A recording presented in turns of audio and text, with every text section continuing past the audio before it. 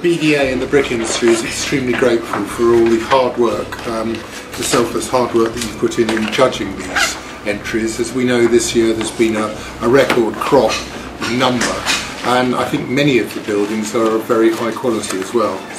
I'm going to start off as I mean to carry on. This is not a contender. A bad building. It's not a bad building. It's depending on the strength of the others. What you see. The design successfully reconciles the existing weak urban environment by creating strong, defined building edges.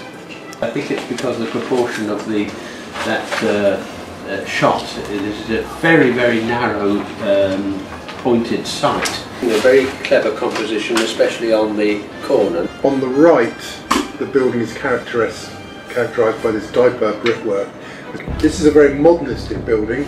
Inside is fantastic. The corridors walk up with different lights as you touch things on things. Fantastically sustainable building. Everything is beautifully designed. Well, we were too crowded around one category. We can take other categories, but they're in this order. It's a very defensive space, protecting actually quite vulnerable people within it. Yeah.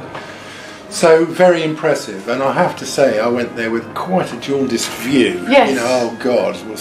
This, on the photographs, I would have said, was a potential winner. But the overall impression, as Mike says, is of a thing of, it's as though they just couldn't resist using yet another material somewhere. Take to the first floor, and it gives the building a kind of scale which relates to the existing building. The lighting is fantastic.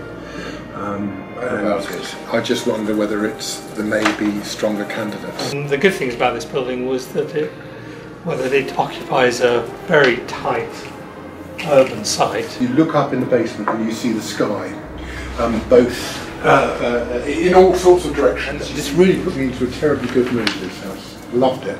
How's the timber? Absolutely loved it. Does it need I just like it.